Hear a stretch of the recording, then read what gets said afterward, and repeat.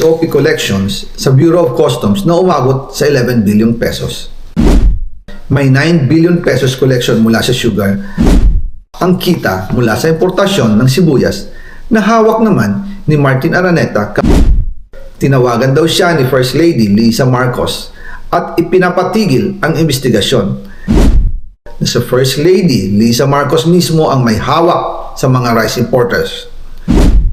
Dahil pala sa dami ng SOP at remittance na ipinapasa sa bawat transaksyon.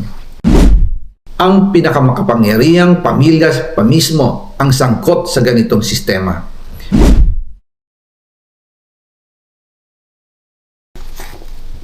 Ngayon naman po, tungkol sa kampanya nitong 2025 elections, nagkwento sa akin si dating Speaker Martin Romualdez. Kinausap daw siya ni PBBM sa Tacloban para tumulong sa gastusin ng mga kandidato mula national hanggang local candidates. Ang sagot ni Speaker, naibigay na niya ang SOP collections sa Bureau of Customs na umabot sa 11 billion pesos. Dagdag pa dyan, may 9 billion pesos collection mula sa sugar na ayon mismo sa kanya ay pinaghahatian lang ng 5 kumpanya para makontrol nila ang presyo ng asukal sa merkado. At iba pa ang kita mula sa importasyon ng sibuyas na hawak naman ni Martin Araneta, kapatid ni First Lady Lisa Araneta Marcos. Kung matatanda ninyo, noong 2022, nagkaroon po ng investigasyon sa Kamara na pinangungunahan ni Congressman Toto Swansing dahil sobrang taas ng presyo ng sibuyas. Umabot ng 600 pesos kada kilo, gayong dapat ay nasa 80 pesos lang. Doon lumabas ang pangalan ni Martin Araneta bilang isa sa mga nasa likod ng kontrol sa importasyon ng sibuyas. Pero hindi po natuloy ang investigasyon. Ang sabi ni Speaker, tinawagan daw siya ni First Lady Lisa Marcos at ipinapatigil ang investigasyon. Kaya walang natuloy at walang naparusahan. Dahil pala, kontrolado ng kapatid ng First Lady ang importasyon ng sibuyas. Ganito rin po ang nangyari sa bigas. Noong April 2023, nagsimula nang tumaas ang presyo ng bigas. Kaya iminungkahi ko kay Speaker Martin Romualdez na kung pwede ay mag-angkat tayo ng 13 million metric tons para sa buong taon. Ang layunin ko po ay mapababa ang presyo ng bigas sa 22 pesos kada kilo. Pero hindi po ito inaprubahan ng Pangulo nung sila ay nasa Clark. Dahil doon, sumipa ang presyo ng bigas na umabot ng 55 pesos kada kilo hanggang 2024. Noong 2024, kinausap ko ulit si Speaker Martin Romualdez na kung pwede makausap namin si Secretary Laurel Chu ng Department of Agriculture at Secretary Ralph Recto ng Department of Finance para maibaba ang taripa ng bigas mula 35% to 15%. Sinabi ko kay Speaker Martin Romualdez na kung pababayaan natin ang patuloy ng pagtaas ng presyo ng bigas at umabot ito sa 60 pesos kada kilo, siguradong magagalit na ang taong bayan. Posibleng magrevolusyon na ang mga tao at tiyak na maapektuhan dito ang mga kandidato ng administrasyon sa 2025 elections. Isa sa mga patunay na hindi na masaya ang taong bayan ay ang pagbaba ng approval rating ng Pangulo noong panahon na iyon dahil sobrang taas na ang presyo ng bigas.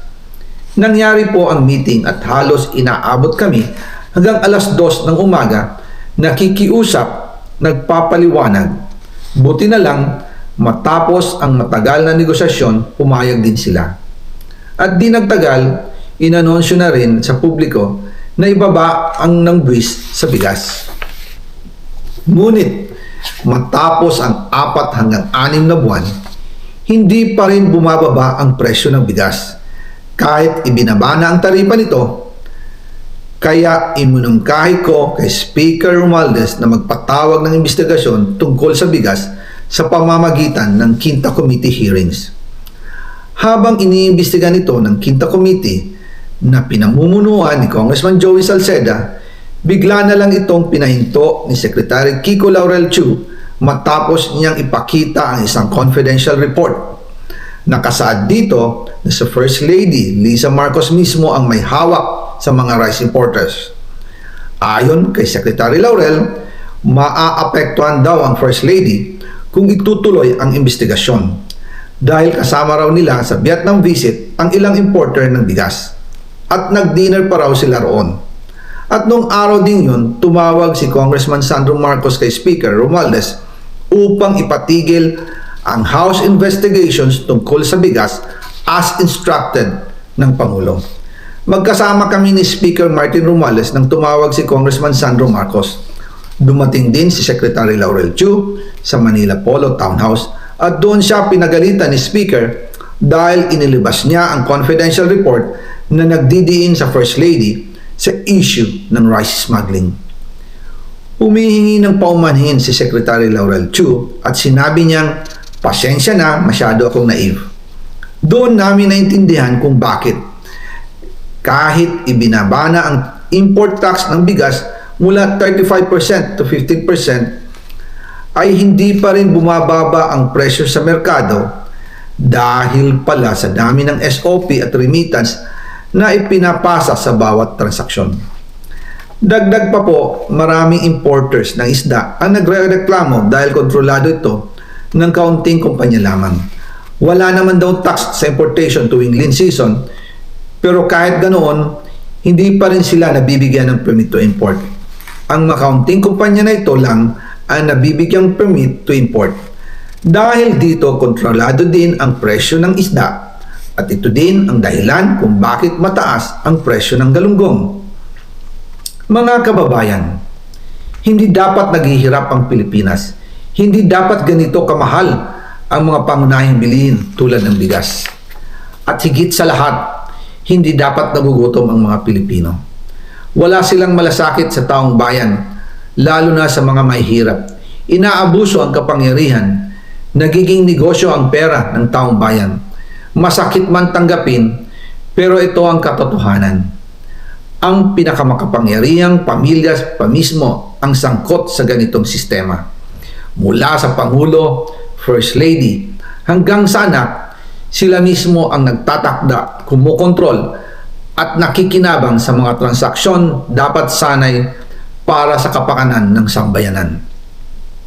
Hawak at kontrolado nila halos lahat ng ahensya, kaya nagagawa nilang itago ang katotohanan.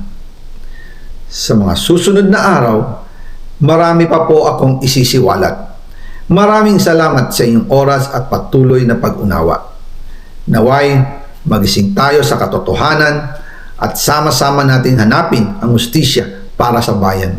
Diyos mabalos po sa Indogabos. SOP